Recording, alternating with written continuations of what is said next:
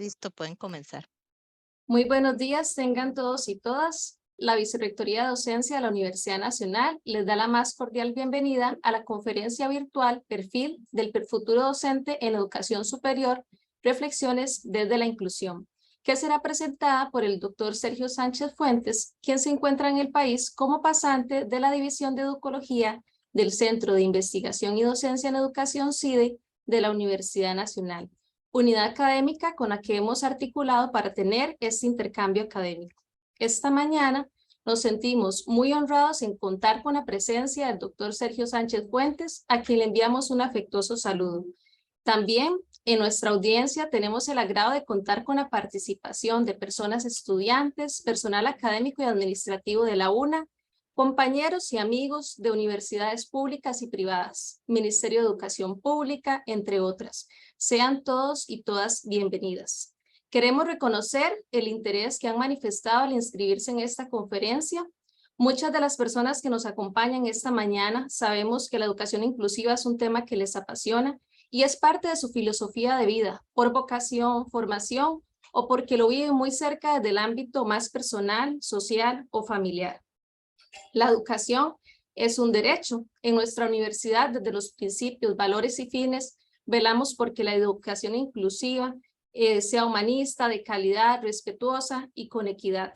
A partir de los diferentes documentos normativos que existen a nivel internacional y nacional en derechos humanos, contamos con un sistema de admisión interuniversitario que a través de la Comisión Interuniversitaria de Accesibilidad a la Educación Superior del Consejo Nacional de Rectores se promueve el acceso a la educación superior de personas en condición con discapacidad. Ahora bien, una vez que la población estudiantil ingresa a realizar sus estudios universitarios en una carrera de las diferentes universidades, las diferentes instancias académicas y de apoyo a la academia tenemos un gran reto, que es generar acciones que promuevan la permanencia y graduación del estudiantado. No obstante, pese a los diferentes esfuerzos institucionales, desde los procesos de consulta y evaluación que realizamos con las personas estudiantes, sabemos que tenemos muchísimas barreras del aprendizaje, que con la pandemia afloraron aún más y que sin duda la capacidad de resiliencia de esos estudiantes hace que continúen con nosotros. Asimismo, se activan una serie de servicios estudiantiles, programas y proyectos y redes de apoyo institucionales que articulamos para prevenir la deserción o, mejor dicho, la exclusión de esas personas del sistema de educación superior.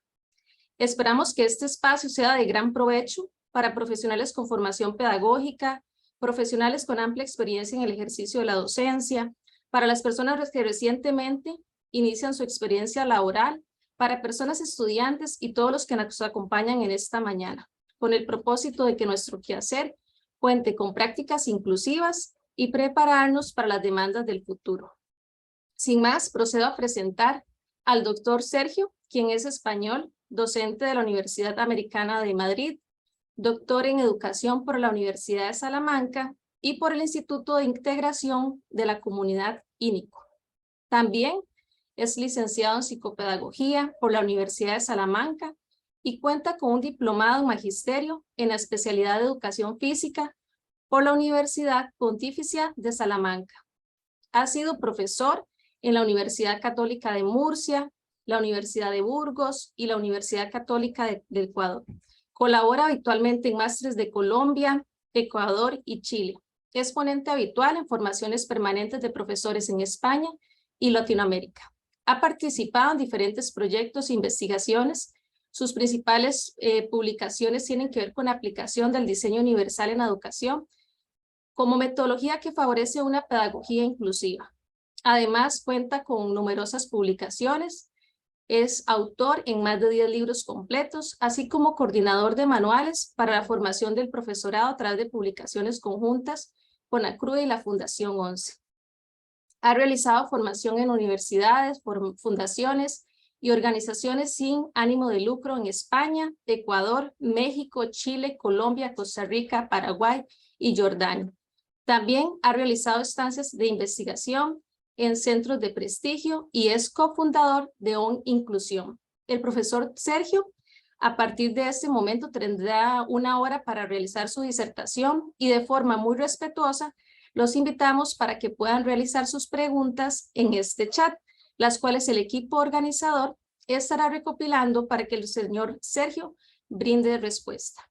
Adelante, doctor Sergio, bienvenido.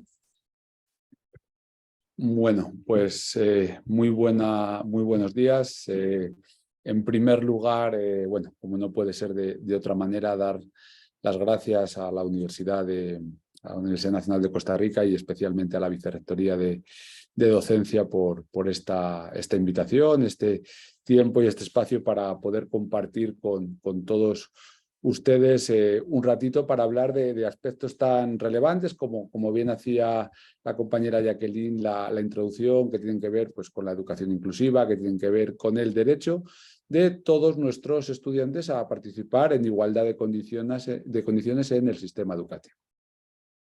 Como también ha mencionado Jacqueline, el título de esta conferencia tiene por nombre Perfil del futuro docente en educación superior, reflexiones desde la inclusión o desde la educación inclusiva.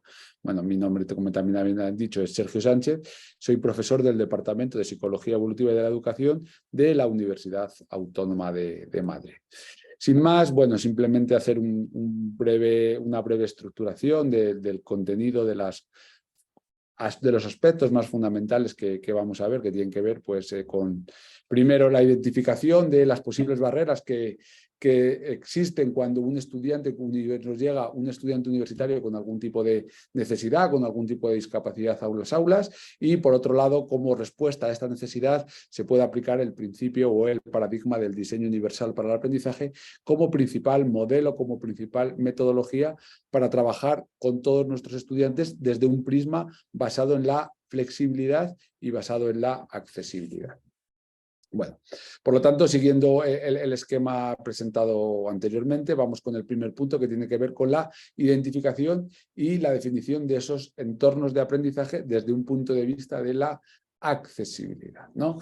Y es que si yo les preguntara a muchos de ustedes, por ejemplo, qué significa, qué es esa imagen que ven en pantalla, probablemente la gran mayoría de los participantes, por lo que me viene dando un poco la experiencia cuando hago esta pregunta en diferentes contextos o en diferentes entornos, prácticamente nadie sabría a qué hace referencia a ese símbolo que está debajo del texto. ¿Alguien si quiere participar y abro el micrófono? Pues adelante, por favor. ¿Podrían indicar qué creen que es esa imagen que está en pantalla?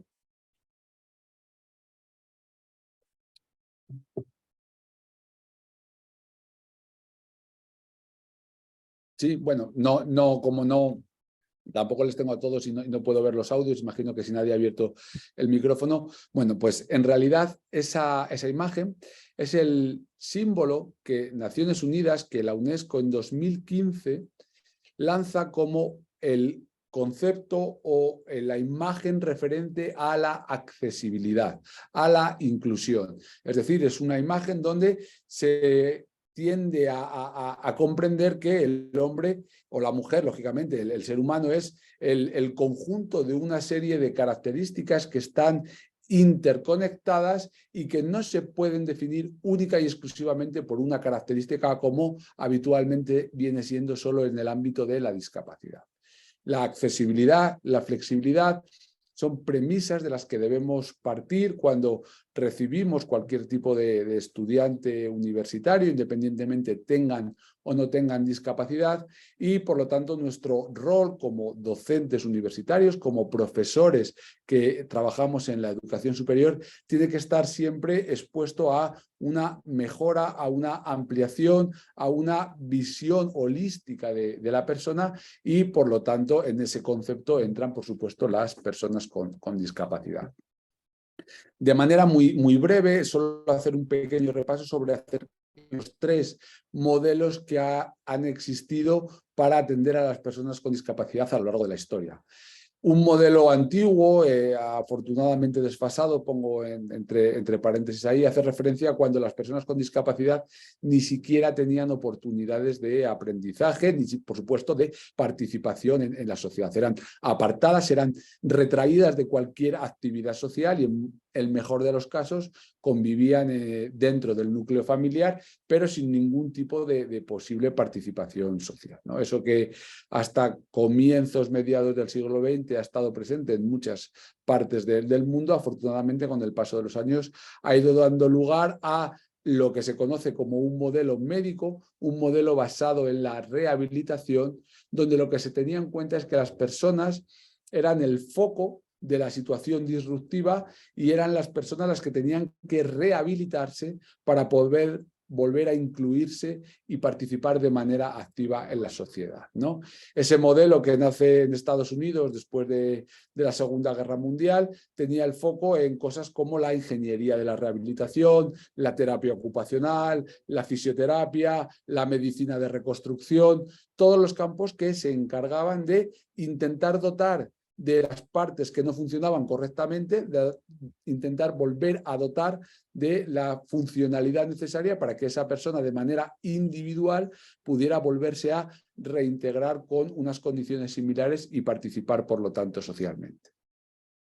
Eso que tuvo mucha evolución, como decía hace unos instantes, durante la segunda mitad del siglo XX, cuando en el 2001 la Organización Mundial de la Salud publica lo que tienen en pantalla, que es la clasificación internacional del funcionamiento de la salud y la discapacidad, hace que completamente cambie la visión que se tiene de la discapacidad y la visión que se tiene de la participación de las personas en sociedad, ¿no?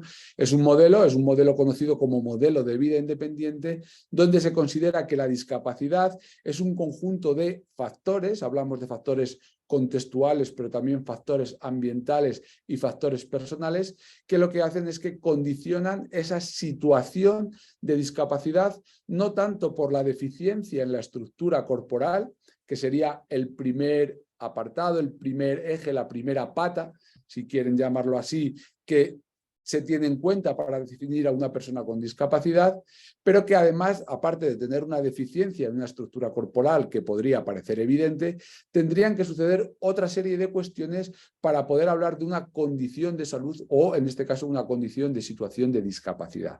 ¿Por qué? Porque en realidad tener una deficiencia en una estructura corporal, como puede ser, por ejemplo, una sección de la médula por un traumatismo en un accidente de tráfico y dejar a una persona en silla de ruedas, puede condicionar algunos aspectos de la vida de la persona, lógicamente, pero no tiene por qué esa situación de deficiencia en la estructura corporal limitar lo que es la actividad y, por lo tanto, lo que supone la participación en la sociedad de una manera activa.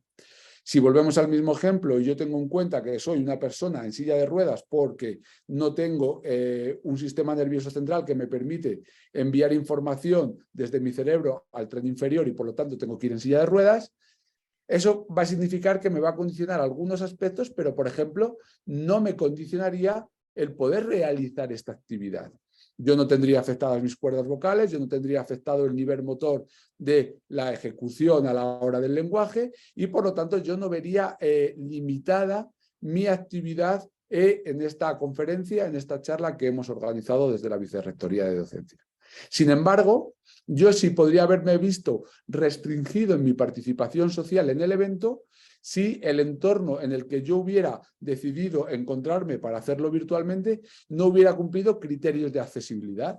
Si yo en la sala en la que me encuentro no hubiera tenido un ascensor, no hubiera sido llano para poder entrar o no tuviera una rampa de acceso, probablemente yo no pudiera haber llegado hasta este espacio para poder, por lo tanto, realizar dicha conferencia. Eso significaría que yo vería restringida mi participación en la sociedad, no tanto por mi situación de deficiencia en la estructura corporal, sino por el diseño inadecuado o mal estructurado o mal planteado de los espacios y los recursos que se utilizan en la vida cotidiana de las personas. Lo que esto supone es un cambio radical en la visión de qué es lo que se considera discapacidad y cuáles son las características que llevan a una persona a considerarse una persona en una situación de discapacidad. Eso significa que nos iríamos hacia un modelo más basado en el modelo de vida independiente, en un modelo autónomo donde se busca que la persona no necesite apoyos, no necesite recursos externos para poder realizar cualquier actividad que se hace en sociedad. Se entendería la discapacidad como una condición más de la persona, pero no la única condición que define a esa persona. Ayer en una charla previa con estudiantes yo preguntaba que cuántos éramos no zurdos, no diestros, no altos, no bajos, no rubios, no morenos. ¿Por qué? Porque en realidad las personas con discapacidad se definen por la única característica que no funciona al igual que el resto de la población. Una persona con discapacidad visual, estamos diciendo que es una persona con falta de capacidad en el órgano sensorial de la vista. Pero eso no significa que esa persona, además, sea una persona alta, baja, amable, enfadada, gruñona, feliz, descontenta, porque el prisma de lo que se considera ser una persona a día de hoy conlleva muchos otros aspectos y no solo definidos por el ámbito de la discapacidad. Entonces, un modelo de vida independiente lo que busca es no poner el foco de la situación y del problema en la persona, como lo hacía el modelo médico rehabilitador, porque lo que el modelo rehabilitador intentaba era reacondicionar a la persona para reincorporarla a la sociedad, sino poner el foco en cómo está diseñada la sociedad, cómo está diseñado el entorno, para de esa manera poder trabajar, poder convivir en igualdad de condiciones. Y este cambio es un cambio muy importante, porque saca en la situación de la propia persona y da la responsabilidad al entorno, a la sociedad, a las administraciones, a las universidades, de cómo debemos diseñar todos los aspectos a los que cada uno de nosotros nos dedicamos para que puedan ser utilizados por cualquier persona independientemente de sus características. Y eso, lógicamente, tiene mucho que ver con nuestro trabajo como docentes del siglo XXI, que atendemos a estudiantes con una amplia variedad y diversidad de características. Dentro de esas características, evidentemente, la variable de la discapacidad es una variable que está presente en los estudiantes que estamos recibiendo en nuestras aulas en el siglo XXI. En España, durante la primera década del siglo XXI, entre el 2000 y el 2010, incrementamos de manera exponencial, no lineal, exponencial, el número de estudiantes con discapacidad que se matriculaban en las aulas universitarias españolas.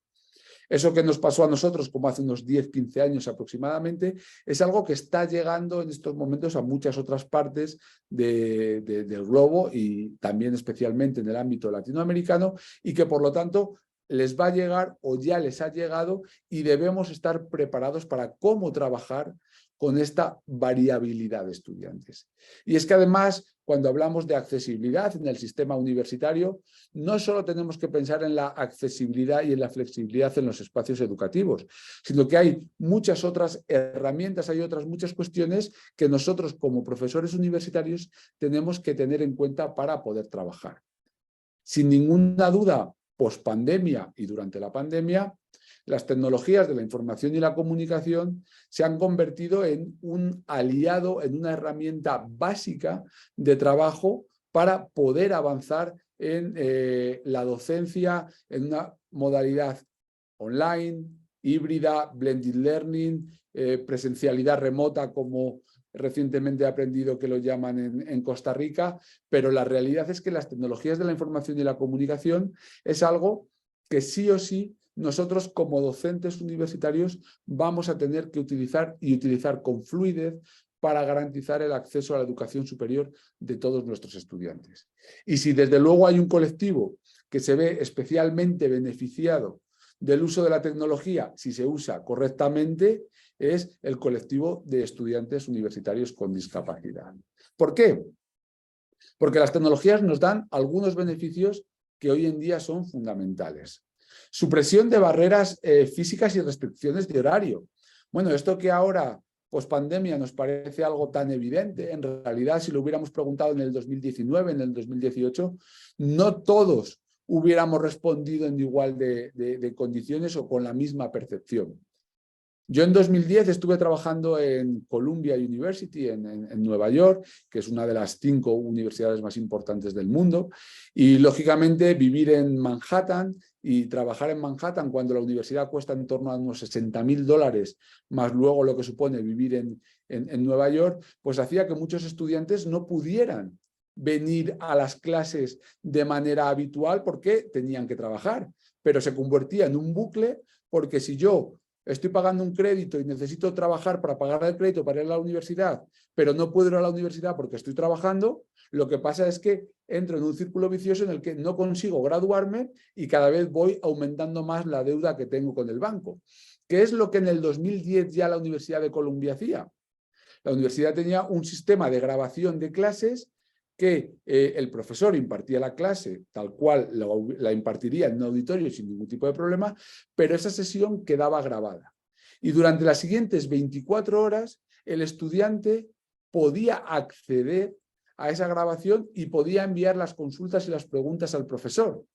De tal manera que si yo no he ido a clase porque tenía que trabajar o porque estaba malo o porque me he tenido que desplazar 150 kilómetros a visitar a un familiar porque estaba ingresado o tenía algún problema de salud, yo, en cualquier espacio, a través de un dispositivo móvil, podía visualizar la clase y enviar las dudas y las cuestiones que me hubieran surgido como dudas. Eso que hoy en día nos parecería ya relativamente normal en nuestro contexto, hace más de una década que se viene haciendo en otras universidades, ¿no? Evidentemente, charlas como esta, que estamos haciéndola de una manera híbrida, si no hubiera sido por el espacio que hemos tenido de compartir esta semana en la Universidad de Costa Rica, también la hubiera podido realizar desde España. ¿Hubiéramos perdido calidad en la explicación? Probablemente no. Simplemente hubiéramos realizado esta conferencia en igualdad de condiciones y no hubiera tenido que volar 12 horas para llegar a Costa Rica, desplazarme, etc., ¿no? Entonces, esa eliminación y superación de barreras físicas en muchos casos es muy importante para según qué colectivos de estudiantes. Estudiantes de zonas rurales, como me comentaban ayer que había pasado durante la pandemia. Estudiantes con algún tipo de problema de movilidad. Estudiantes que no tienen acceso a un buen transporte público que los traiga hasta la universidad. Es decir, hay muchos factores que pueden condicionar el uso adecuado de la tecnología para mejorar la accesibilidad de estudiantes que por uno u otro motivo no podrían venir. Por supuesto, todo lo que tiene que ver con la adaptabilidad, la usabilidad y los entornos para personas con algún tipo de discapacidad. Que una plataforma virtual sea accesible, con un tipo de letra accesible, con un contraste adecuado, con un fondo adecuado, con unas imágenes con texto alternativo adecuado, lo que nos hacen es garantizar el acceso de manera universal a todos nuestros estudiantes, independientemente del tipo de situación personal o discapacidad que quieran, que tengan, perdón. ¿Qué decir de la multimedia? Una buena multimedia, tanto video como audio, compartido y utilizado de manera correcta, nos garantiza mucha eliminación de barreras espaciotemporales, no solo para personas con discapacidad.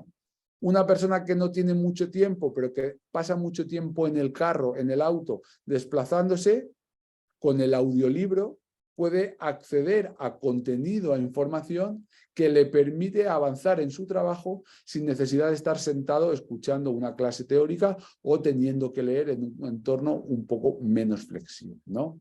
Por supuesto, la evaluación, el seguimiento en línea de nuestros estudiantes, la individualización, la adaptabilidad, la personalización del aprendizaje, son aspectos fundamentales que nosotros como docentes universitarios debemos tener en cuenta cuando planeamos nuestras clases y sobre todo según el tipo de estudiantes que tenemos, ¿no?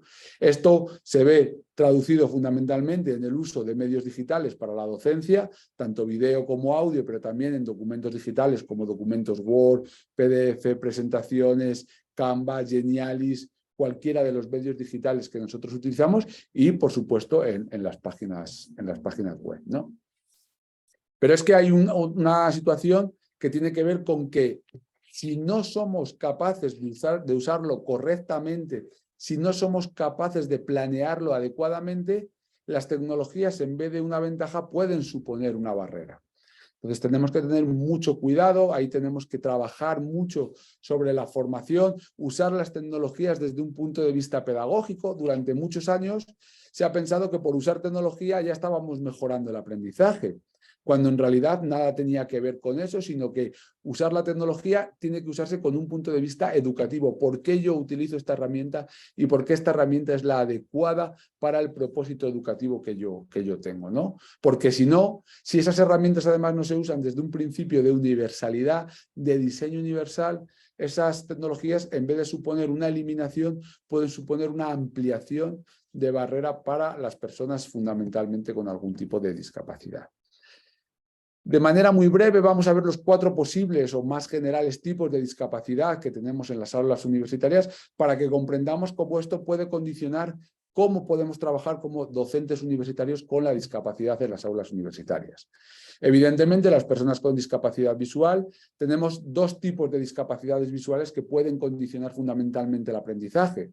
Por un lado, las personas que no ven absolutamente nada y por otro lado, las personas que ven pero de una manera más reducida y condiciona cómo acceden al contenido, ¿no?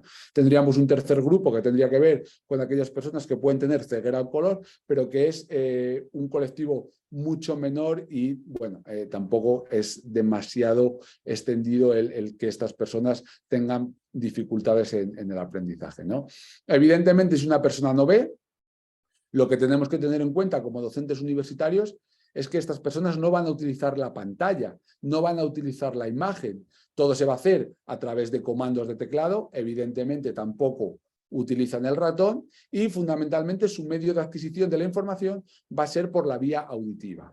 Por lo tanto, nuestro rol, nuestra tarea como docente va a ser el facilitar toda la documentación por una vía accesible, auditiva o, si es digital, que cumpla criterios de accesibilidad marcados por la W3C, por ejemplo, o que la cumpla criterios de accesibilidad según la AAA de accesibilidad en las páginas ofimáticas, de tal manera que la información ellos la puedan escuchar y por lo tanto la puedan trabajar por la vía por la que no tienen afectada, que es la vía auditiva, ¿no? Si tenemos personas que ven, pero ven menos, tienen una visión reducida por cualquiera de esas enfermedades que aparecen en pantallas, degeneración macular, glaucoma, cataratas, etcétera, pues lo que nosotros como docentes universitarios tendremos que tener en cuenta es que la información tiene que estar fundamentalmente ampliada, ¿no? No es que no use la pantalla, que ya la pueden utilizar, hay programas como son magnificadores de pantalla que lo que hacen es ampliar por la zona por la que va pasando el mouse y por lo tanto se va ampliando la pantalla y pueden acceder a esa información, pero tenemos que tener en cuenta que esto se haga en un formato accesible y que sepamos activar y desactivar estas funciones dentro de las computadoras y los sistemas operativos que estas personas utilizan, ¿no? Y como decía, en menor medida todo lo que tiene que ver con ceguera al color, pues dentro de la medida de lo posible eliminar el uso de colores para transmitir algún tipo de información necesaria por su conocimiento, ¿no? Respecto de la discapacidad auditiva, bueno, pues evidentemente nos pasa exactamente lo mismo. Tenemos 2 tipos de estudiantes con perfil de discapacidad auditiva.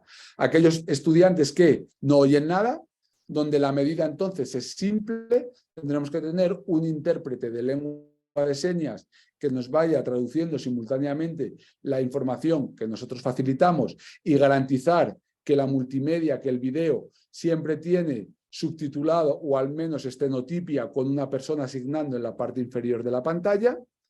Y las personas con una discapacidad auditiva parcial donde escuchan un poco, garantizar que los productos de apoyo, como pueden ser bucles magnéticos, como puede ser transmisores FM, como puede ser el desarrollo de implantes cocleares, que eso lógicamente no se encarga la universidad, y si llega a la universidad es porque ya ha tenido un implante coclear cuando se es pequeño, pues garantizar que la información les llega lo suficientemente alta o suficientemente clara y lo suficientemente bien transmitida para que ellos o ellas puedan tener acceso por vía auditiva a esa información. Medidas como hablarles directamente, no hablarles escribiendo a la pizarra y perdiendo el contacto de lectura labial. Garantizar que los videos también tienen subtitulado, que se puede subir el volumen, que están en las primeras filas, que los espacios donde vamos tienen bucles magnéticos y son necesarios para la comunicación. Son algunas de las medidas más generales que se toman para trabajar con los alumnos con alguna discapacidad auditiva, perdón. Respecto de la discapacidad física, las principales características que tienen los estudiantes con discapacidad física son que en función de dónde esté la sección de la médula o la afectación neuronal a nivel cerebral, pues van a tener mayor control de tren superior o tren inferior. Si hay solo parálisis en el tren inferior, lo único que necesitamos normalmente hacer es garantizar los espacios accesibles con rampas, accesores, vías de evacuación, etcétera, que no tendrían por qué condicionar el aprendizaje. Si existiera una discapacidad con afectación en el tren superior, pues lógicamente las condiciones de aprendizaje varían sustancialmente, porque volvemos a necesitar productos de apoyo como ratones adaptados, teclados o ratones de barrido, por ejemplo, Control Eyes Contract o Track Eyes, ¿no? Que es el control de la mirada con software para manejar la computadora, o todo lo que tiene que ver con software de teclado de barrido para que puedan controlar a golpe de clic algunos aspectos dentro de las computadoras. Evidentemente, si no tienen afectada la fonación, el aparato de comunicación oral, el lenguaje, pues la vía auditiva es la vía más sencilla de comunicación bidireccional en ambos sentidos, pero si esta estuviera afectada, pues tendríamos que buscar sintetizadores, aparte de, lógicamente, darles más tiempo para las respuestas, adelantarles la información o etcétera, ¿no? Y aunque en menor medida y probablemente en la universidad todavía en Costa Rica no estemos en ese punto, cada vez más en algunos entornos de otras partes del mundo tenemos ya estudiantes con discapacidad intelectual en la universidad. Ya bien sea a través de títulos propios, ya bien sea de programas adaptados, ya bien sea de experiencias concretas, pero cada vez más en Estados Unidos, para que se hagan una idea, hay más de 250 títulos propios en las universidades estadounidenses para chicos con discapacidad intelectual. Eso es algo que tarde o temprano también llegará al continente latinoamericano y, por lo tanto, cuando esto llegue, lo que tendremos que tener en cuenta es que estos alumnos pues aprenden de una manera diferente, probablemente con más lentitud que un alumno sin discapacidad intelectual. Tendremos que trabajar más los textos con lectura fácil, es decir, con diferentes metodologías o con diferentes maneras para adaptar el contenido a las condiciones o circunstancias de las personas con discapacidad intelectual. Bien, hasta aquí como que un repaso más o menos general de cuáles son las condiciones, cuáles son los perfiles y cuáles son los aspectos más generales que nosotros como docentes universitarios tenemos que estar preparados para poder atender en la universidad a nuestros estudiantes y especialmente a los estudiantes con algún tipo de necesidad.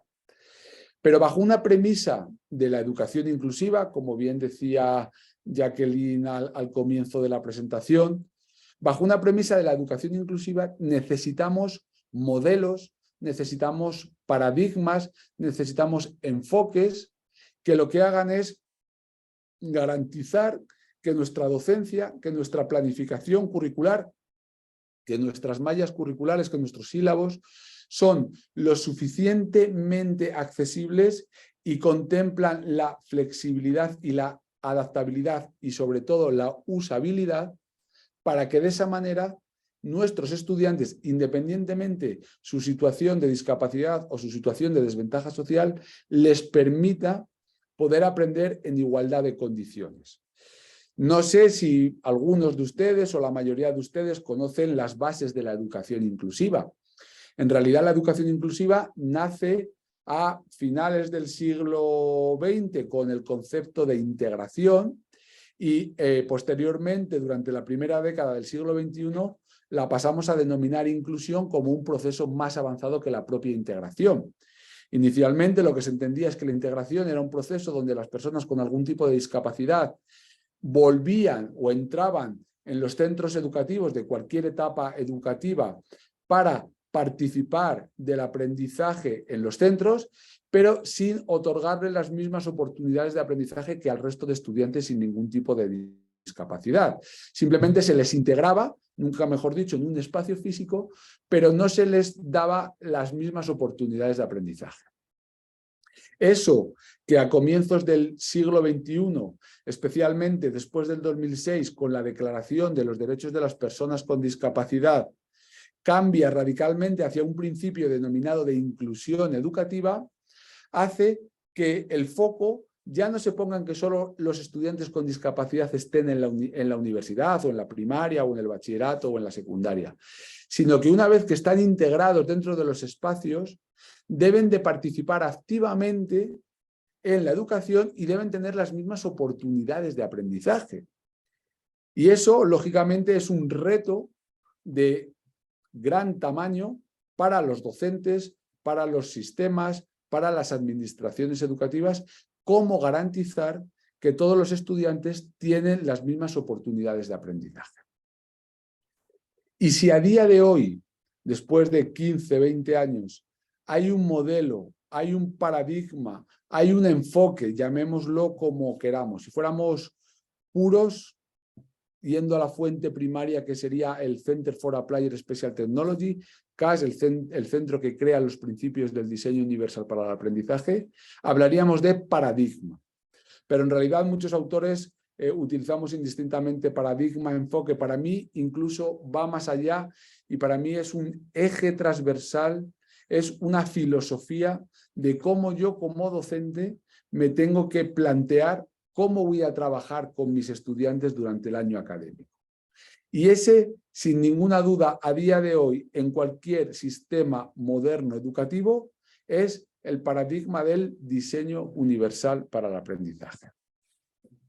El diseño universal para el aprendizaje inicialmente nace para dar respuesta a un tipo de estudiantes, que eran los estudiantes con discapacidad.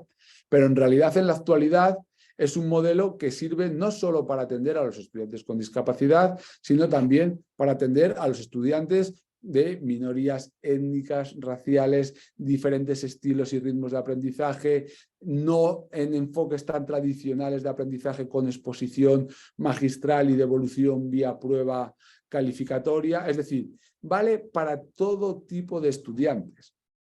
En la universidad es verdad que el lenguaje y la lengua con la que transmitimos en cada país es la nativa y como mucho el inglés, pero por ejemplo en las aulas de educación infantil y primaria en muchos países del mundo nos encontramos que no hay una uniformidad de idiomas que se hablan dentro del mismo aula como lengua materna. En Latinoamérica es relativamente sencillo que todos hablemos el mismo idioma con diferentes modismos, pero en España, por ejemplo, podemos tener en una aula de primaria alumnos marroquíes que hablan árabe, pero alumnos marroquíes o del norte de África que hablan francés porque en su zona era lo que se hablaba, alumnos del este de Europa que hablan búlgaro, que hablan polaco, que hablan rumano, alumnos ahora de Ucrania que hablan ucraniano, alumnos de China que hablan chino. Entonces, la variabilidad de lenguas en muchos casos hace que sea muy complicado esa participación. Sin embargo, las premisas de las que parte el DUA de la flexibilidad o la accesibilidad nos pueden garantizar un mejor acceso a esa información.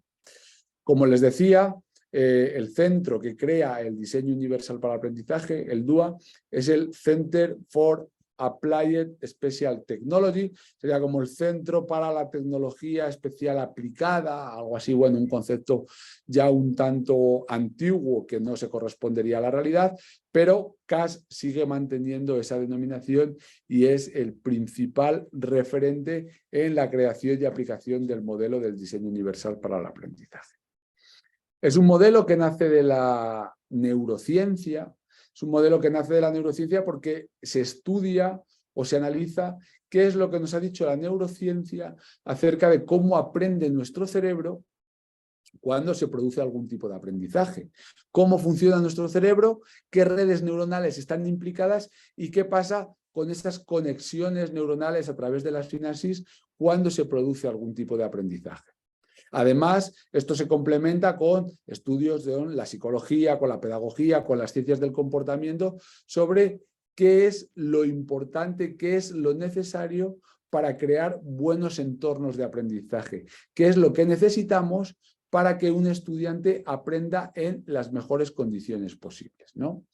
Por lo tanto, la premisa de la que nace y la teoría de la que nace hace que el modelo ya tenga una cierta carga empírica o al menos cuasi experimental, donde podemos garantizar que al menos la propuesta inicial de cómo está estructurado el DUA se basa en la evidencia teórica, en la evidencia de los estudios. Y en realidad es que el DUA se puede aplicar en muy diferentes aspectos. Se puede aplicar no solo desde el acceso a la matriculación, que ayer me comentaban en la Universidad Nacional de Costa Rica, que ya se hace online y por lo tanto ese proceso tendría que ser relativamente no, tendría que ser plenamente accesible. Se puede hacer también en la planificación curricular, en la preparación, por supuesto, de documentos para compartir con los estudiantes, en cómo organizamos las clases, en cómo vamos a evaluar, en cómo vamos a trabajar fuera del aula ordinaria en los talleres, en los laboratorios, en las salidas de campo, en los colegios cuando los alumnos vayan a los centros educativos, en muy diferentes aspectos y en todos esos campos el DUA se puede aplicar. Y es que el DUA se basaba, como les decía, en la neurociencia, en lo que la neurociencia, fundamentalmente las pruebas de escáner cerebral, de resonancia magnética, PEC, TAC, todas aquellas, tomografía, todas aquellas pruebas biológicas o neurobiológicas que nos identifican qué es lo que pasa en el cerebro cuando está trabajando para el aprendizaje. Y lo que esas pruebas nos vienen a decir es que existen fundamentalmente tres grandes redes neuronales que intervienen en el aprendizaje. Las redes afectivas, las redes de reconocimiento y las redes de la estrategia. Cada una de ellas se encargaría de un aspecto concreto dentro del aprendizaje.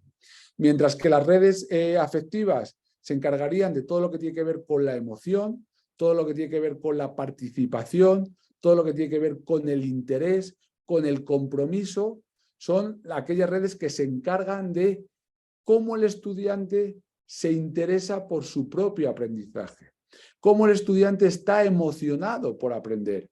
Si hay algo que nos ha dicho la neurociencia en los últimos 10 años, es que si no hay emoción, no hay oportunidad de aprendizaje.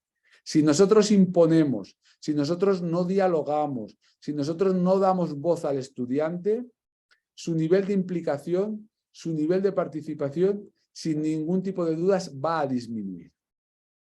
Igualmente, hay otra red que tiene que ver con la red del reconocimiento, con la red de toda la parte de nuestro cerebro que se encarga en la recepción, decodificación e interpretación de la información que nos llega del exterior, vía auditiva, vía visual, vía áptica, vía kinestésica, toda la información que nosotros procesamos en nuestro cerebro tiene que ver con la red de reconocimiento.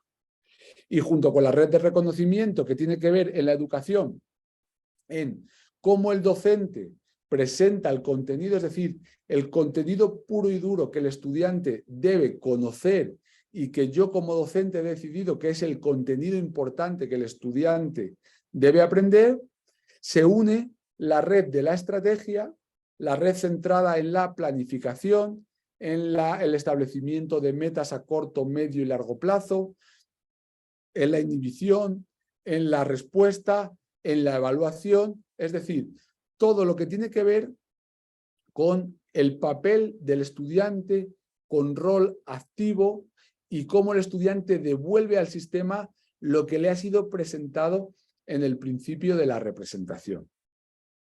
Esas tres grandes redes neuronales que intervienen en el aprendizaje, lo que hacen es, para CAS, permitirle crear una estructura factorial, una estructura organizada en tres principios, que cada uno de estos principios se relaciona con una red y se relaciona con una pregunta en el ámbito del aprendizaje.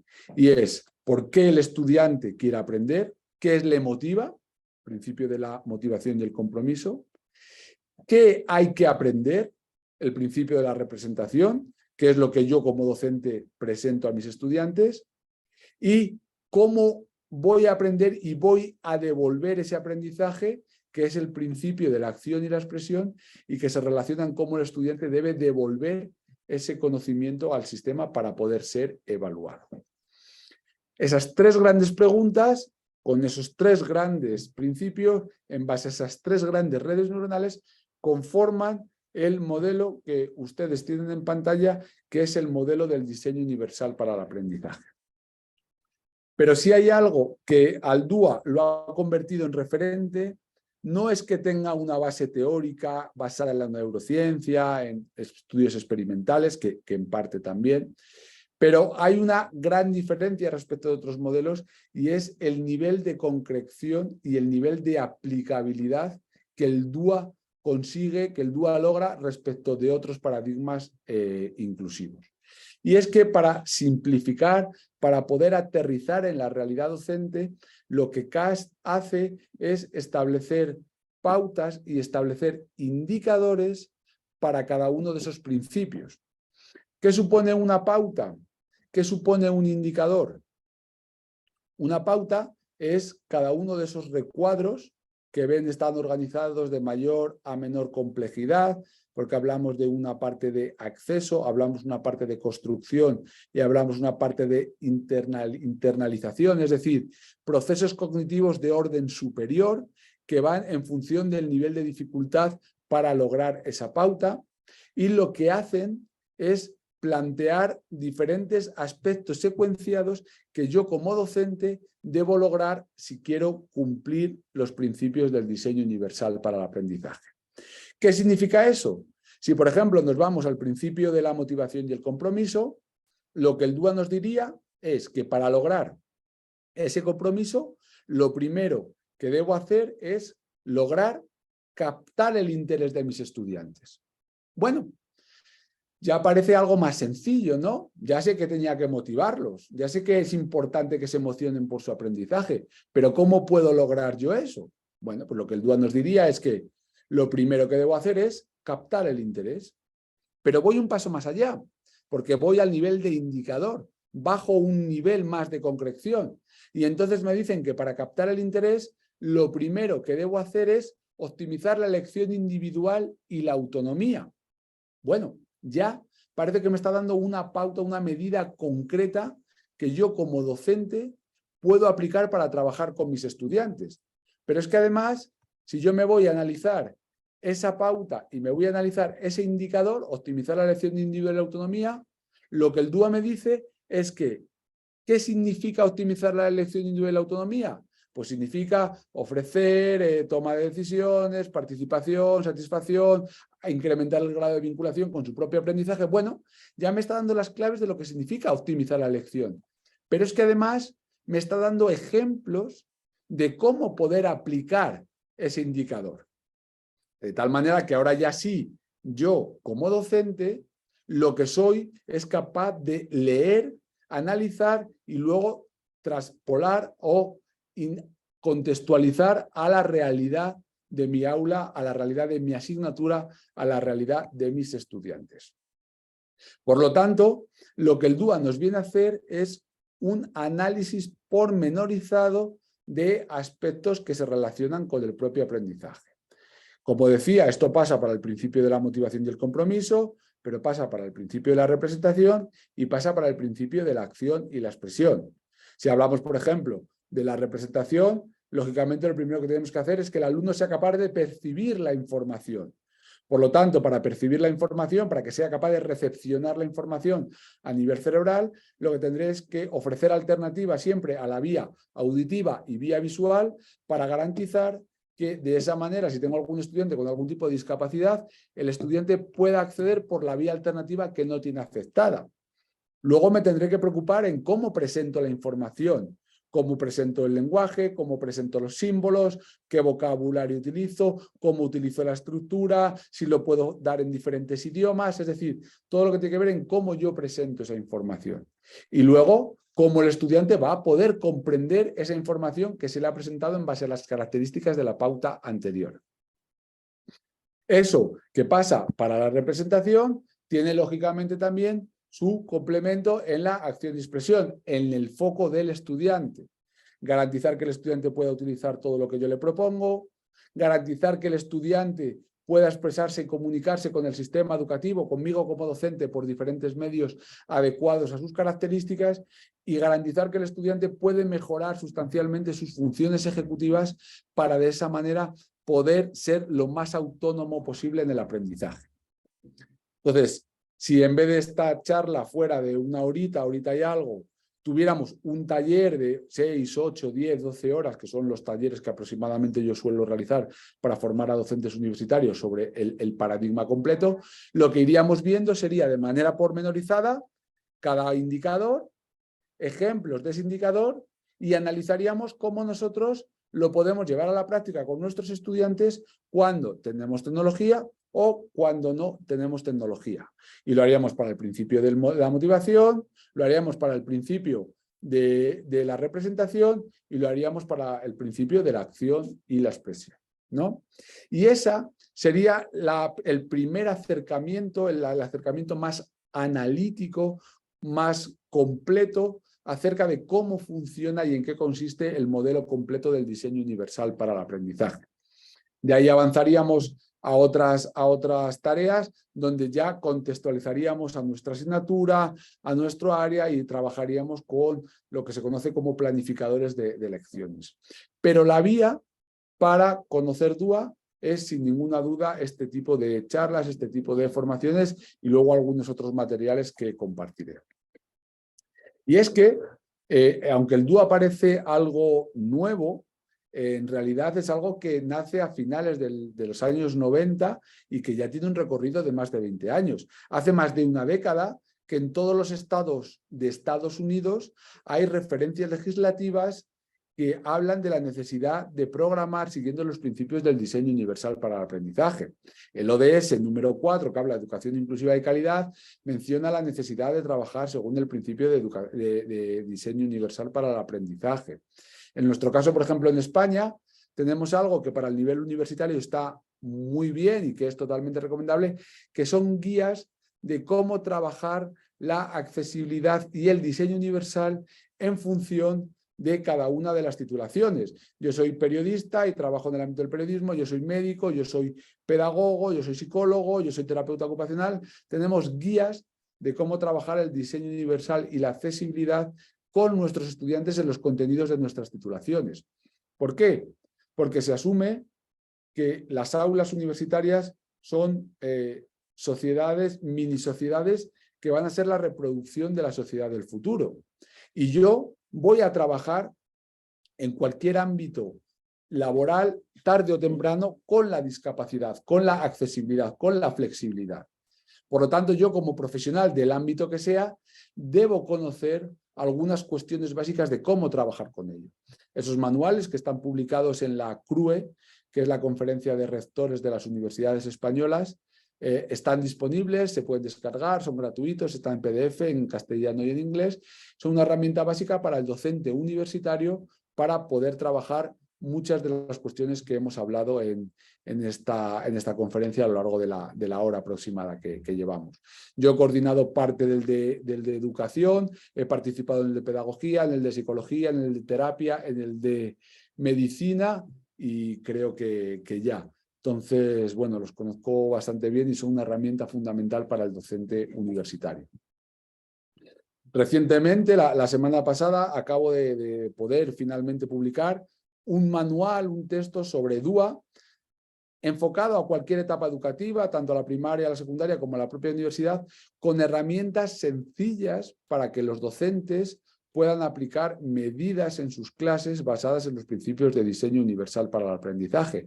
Bueno, es un texto reciente que acaba de llegar, que entonces ahí también, pues si alguno quiere conocer un poco más, luego me puede preguntar o por privado escribir sin ningún tipo de problema. Recientemente hemos hecho una investigación que finalizó el año pasado, preguntando al profesorado universitario con discapacidad en España, tenemos en España ya bastantes profesores universitarios con discapacidad, qué era necesario para poder avanzar hacia una universidad más inclusiva. Muchas de las referencias que estos docentes nos describían tenían que ver con cuestiones de accesibilidad, cuestiones de acceso a las plazas públicas, cuestiones de formación a colegas para comprender la discapacidad. Muchas de las cosas en realidad en las que yo he vertebrado esta conferencia para tener en cuenta, teniendo en cuenta que el foco de esta charla es el perfil docente del profesor universitario en el siglo XXI. Este libro sí es gratuito, también está disponible para su descarga en PDF a través de contacto con la autora Carmen Márquez o en el Centro Español de Documentación sobre Discapacidad. Y complementando todas estas publicaciones y trabajos que venimos haciendo, también en mi grupo de investigación, y en este caso yo, llevo coordinando diferentes proyectos europeos en los últimos años que han tenido el foco sobre la aplicación del diseño universal en diferentes aspectos. Que probablemente es el que mejores materiales acaba de realizar y estamos finalizándolo ya, tiene como objetivo la enseñanza mixta híbrida, el blended learning, perdonen, y aquí tienen incluso plantillas de planeación de lección para trabajar en las diferentes áreas. No tanto está centrado en la universidad, pero también hay algunos materiales que en algún momento, si quisieran, me podrían contactar porque pueden ser de utilidad. También hemos hecho mucha investigación sobre la percepción de los profesores universitarios y de los futuros docentes que se están formando en la universidad sobre medidas basadas en DUA, y sus respuestas nos sirven para retroalimentar, para dar feedback y para trabajar. Mi libro, de hecho, se basó en estas respuestas para poder transmitir lo que realmente está funcionando, lo que los docentes nos dicen que funciona cuando se aplican medidas basadas en diseño universal, ¿no? Bueno, otros proyectos. Y en cuanto a difusión, si quieren conocer más sobre la inclusión, sobre el paradigma del DUA, especialmente relevante en el contexto latinoamericano, es un monográfico que coordiné el año pasado en la Universidad Central de Chile, en la revista latinoamericana Educación Inclusiva, donde hablamos o se describen diferentes experiencias de cómo se está llevando a cabo el DUA en tanto la educación obligatoria como en la educación posobligatoria, es decir, en la educación universitaria, ¿no? Por lo tanto, digamos que el paradigma de la inclusión, ya como resumen y en concreto el modelo del diseño universal para el aprendizaje, a día de hoy están presentes en todos los sistemas educativos, están presentes lógicamente también, por lo tanto, en la universidad, y es nuestra tarea, nuestra obligación como docentes universitarios, formarnos sobre ello, conocer cómo poder trabajar con la diversidad y, por lo tanto, mejorar las oportunidades de aprendizaje de todos nuestros estudiantes. Muchas gracias por su atención. Creo que me he ajustado exactamente a la hora que marcó Jacqueline al comienzo. Evidentemente, quedar a su disposición a través de ese contacto del correo de la universidad o incluso la página, déjenme que les comparta un segundito, que esto no lo tenía aquí, pero se lo muestro ahora mismo.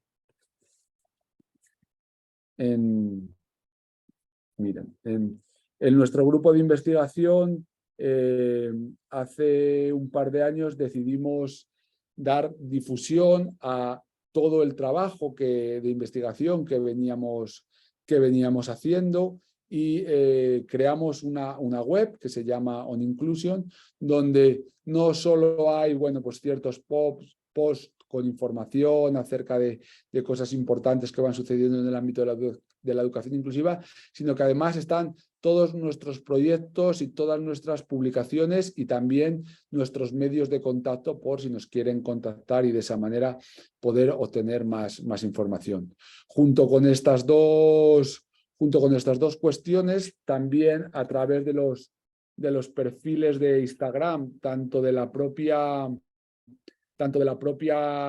web de On Inclusion, donde tenemos perfil de Instagram de On Inclusion, como en mi perfil de profesional de prof.sergio.sánchez, siempre estamos muy activos intentando dar respuesta a todas las demandas o todas aquellas dudas o cuestiones que nos pueden llegar y que pueden ser interesantes para compartir con otros colegas y con otros docentes. ¿De acuerdo? Entonces, bueno, por mi parte nada más. Espero que la conferencia haya sido de su agrado, que haya sido lo que esperaban o a lo que venían, ¿no? Y gracias por dedicar este tiempo de su jornada laboral o su jornada de descanso para poder aprender un poquito más sobre la educación inclusiva. Muchas gracias. Muchas gracias, doctor Sergio, por compartir con nosotros en esta mañana su larga trayectoria en el tema que nos presenta el día de hoy. Tal y como les mencionaba al principio, tenemos un espacio de preguntas. Voy a proceder a hacer lectura a las que tenemos en este momento y hacemos la invitación a las personas que quieran realizar nuevas consultas, escribirlas en el chat. La primera pregunta se nos indica: ¿y cómo se cataloga el caso de las personas con trastornos del espectro autista? Porque muchas veces ellos pueden ser excluidos involuntariamente cuando el profesor desconoce cómo actuar ante su condición. Bueno, las personas con TEA, que evidentemente son un colectivo cada vez más presente en el ámbito de la universidad, tienen una variabilidad tan clara y tan evidente que no se puede generalizar una única medida, una única manera para poder trabajar con ellos. Lo que el diseño universal para el aprendizaje diría es: no tengo que diseñar para un colectivo concreto, sino tengo que diseñar para todos los estudiantes para que luego cada uno lo adapte a sus condiciones personales o su situación de discapacidad. Especialmente para las personas con TEA, un principio que habría que trabajar con mayor medida, si así fuera necesario, lógicamente sería el principio de la motivación, el engagement, el compromiso, todo lo que tiene que ver con el interés, y darles la voz partícipe para que de esta manera ellos pudieran activar. Evidentemente, si nosotros no sabemos que tienen TEA, no vamos a poder implementar ninguna medida específica, aunque, repito, bajo la premisa del DUA no sería necesario, puesto que diseñaríamos una clase para todos nuestros estudiantes y habría que minimizar esas adaptaciones. Si bien es cierto que el DUA es una utopía pretender pensar que con un diseño vamos a poder atender todos los años, en todas las condiciones, a todos nuestros estudiantes, pero sí partiríamos de una opción donde habría que realizar las menos adaptaciones posibles. En ese caso, habría que ver las características de la persona con TEA, qué medios requieren. El uso de la tecnología en muchos casos suele ayudar a trabajar con planificadores, eliminar distracciones, poder poner cuestiones motivacionales, poder tener claras las pautas y los objetivos a corto o medio plazo, pero habría que, lógicamente, analizarlo de la situación concreta de cada estudiante con TEA, ¿no? Muchas gracias, doctor Sergio, por su respuesta a la pregunta que nos realizaba la compañera Idalia Alpizar. Tenemos otras preguntas por parte de la compañera Maura Espinosa. La primera de ellas: ¿cómo realizan la articulación entre el paradigma DUA y los procesos curriculares que orientan o asesoran el diseño de los planes de estudio? Bueno, en realidad, el DUA no viene a sustituir ningún proceso. El DUA no viene a cambiar nada de lo que ya se venga haciendo. Lo que el DUA viene a hacer, o la inclusión pretende, es que cuando nos pongamos a realizar ese proceso, tengamos en cuenta la premisa de la accesibilidad y de la flexibilidad. Es decir, por ejemplo, yo con mis estudiantes realizo actividades de evaluación, ¿no?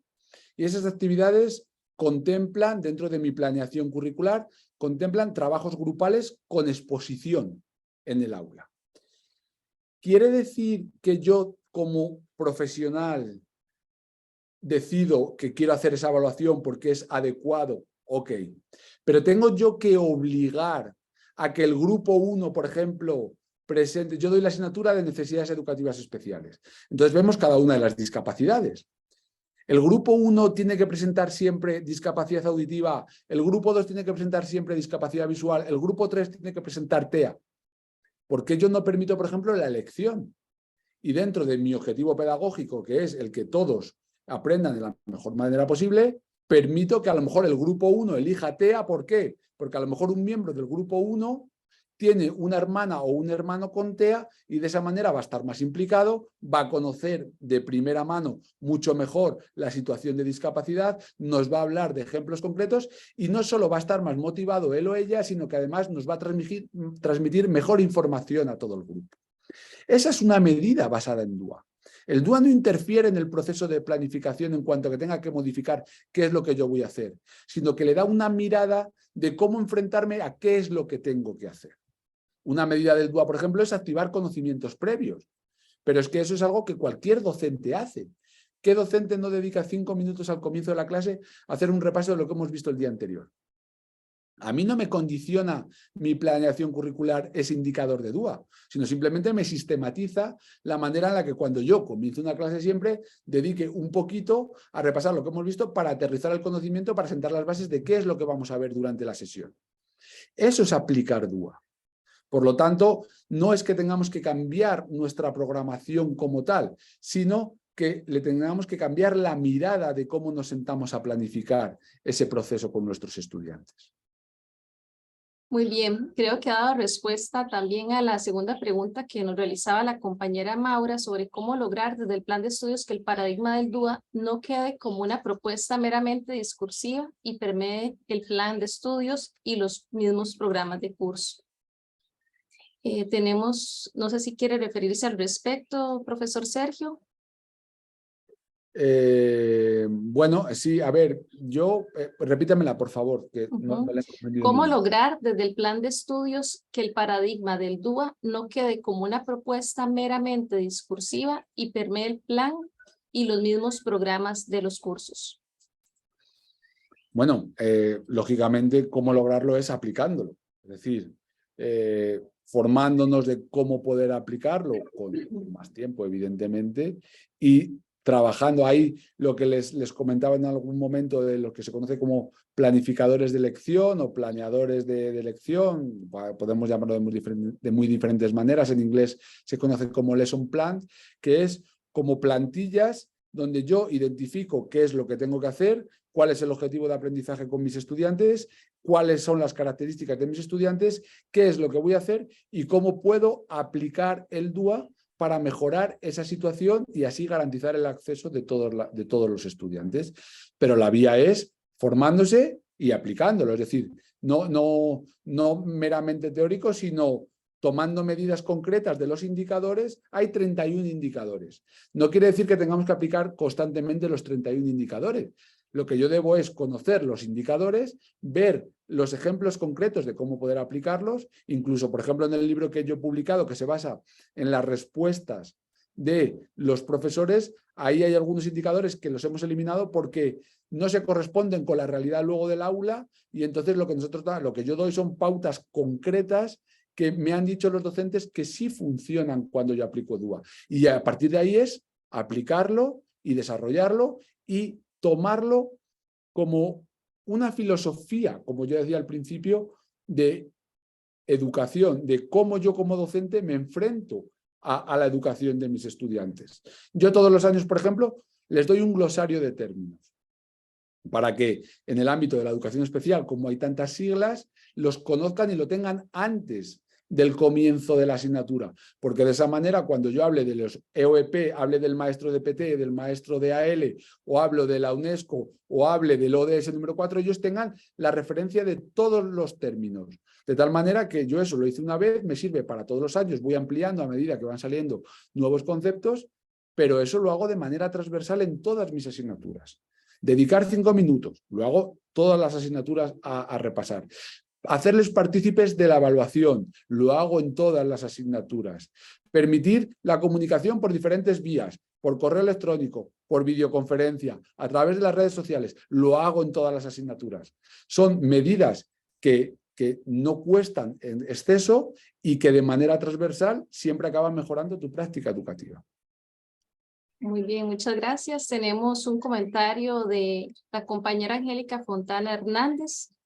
Muchas gracias, Sergio Sánchez, por sus aportes a la educación inclusiva. En la UNA contamos con un curso introductorio del DUA para la educación superior implementado desde el proyecto Una Educación de Calidad y la Vicerrectoría de Docencia. Con gusto incorporaremos la lectura de su libro, específicamente los ejemplos prácticos. Bueno, pues muchas gracias, Angélica. Una de las cosas que aporta el libro también, y es para que lo tengan un poco en cuenta, es el concepto de diseño universal para el aprendizaje contextualizado. ¿Por qué? Porque como describo en el libro, en realidad el DUA nace en un contexto estadounidense, en un contexto privilegiado, donde el uso de la tecnología, de los recursos está estandarizado, pero eso no es algo que tiene que funcionar en todas las partes del mundo.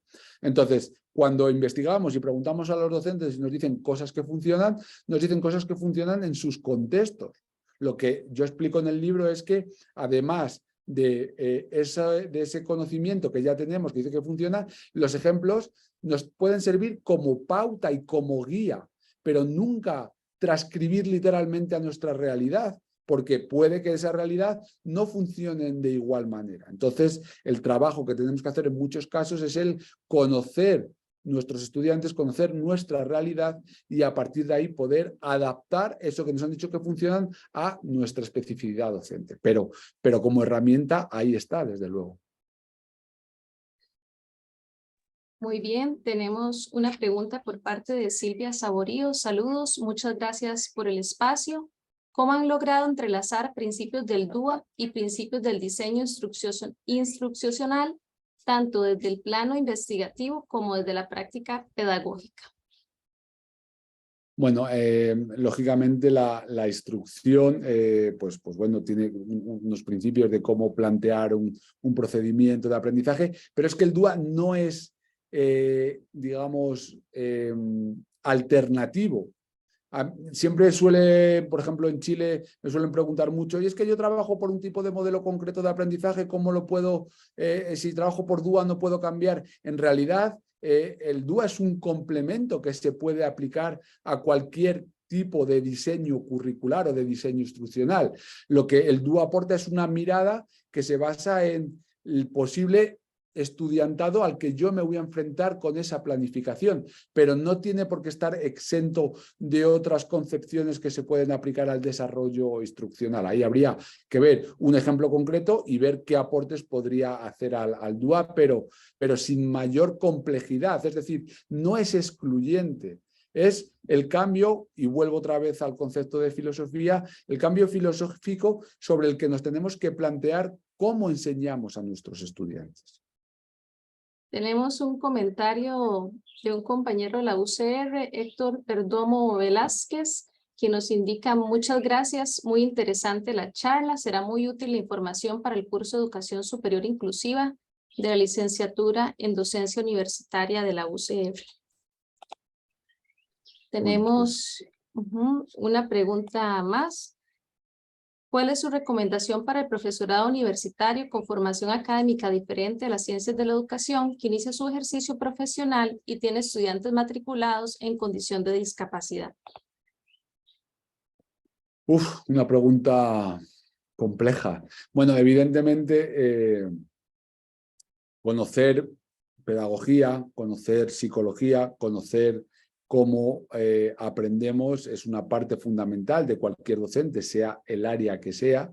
Entonces, el acercamiento a estas áreas a través de la propia guía, el propio manual de DUA sobre las pautas del diseño universal para el aprendizaje, te dan un acercamiento acerca de cómo me puedo plantear la docencia. Ahora, si hablamos de discapacidades concretas, pues lógicamente ahí tiene que haber un apoyo por parte de la institución ayudando en conocer cuáles son las características generales de aprendizaje de esos estudiantes, dialogando evidentemente con el estudiante y haciéndolo protagonista, porque no olvidemos que si un estudiante con discapacidad llega a la universidad, es porque es un estudiante que ya conoce perfectamente cuál es la mejor manera para aprender. Es decir, él, en base a sus condiciones, que siempre son distintas, que cada estudiante tiene unas condiciones de aprendizaje distintas, Si un estudiante con discapacidad llega a la universidad es porque ya tiene todo un autoconocimiento de cuáles son los mejores medios, las mejores condiciones para poder aprender.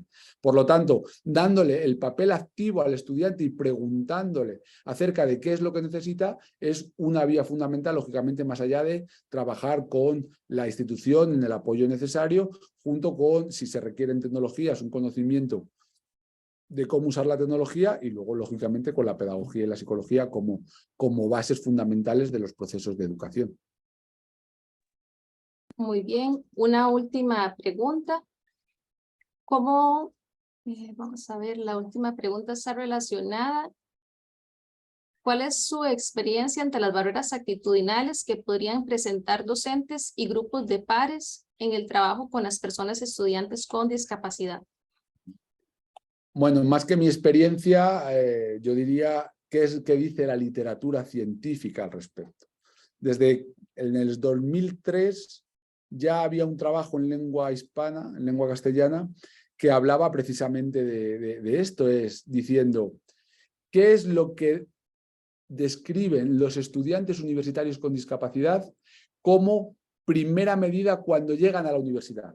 No piden adaptación de exámenes, no piden adaptación de tiempos, no piden accesos, piden sentirse incluidos como uno más. ¿Y cuál es la principal barrera que el profesorado universitario describe cuando se le pregunta por estas circunstancias en la literatura científica? Y el profesorado universitario lo que demanda es formación debido al desconocimiento de cómo trabajar con la discapacidad en las aulas universitarias. Por lo tanto, ahí, lógicamente, espacios como este que facilitan las universidades para formar a docentes comprometidos con su docencia basada en la inclusión para todos los estudiantes, incluidos los estudiantes con discapacidad, son aspectos necesarios para poder trabajar. Y otra vez, el soporte y el apoyo de la universidad respecto de la ayuda a los docentes para trabajar con esto supone una herramienta fundamental. Muy bien, en este momento no contamos con más preguntas y comentarios.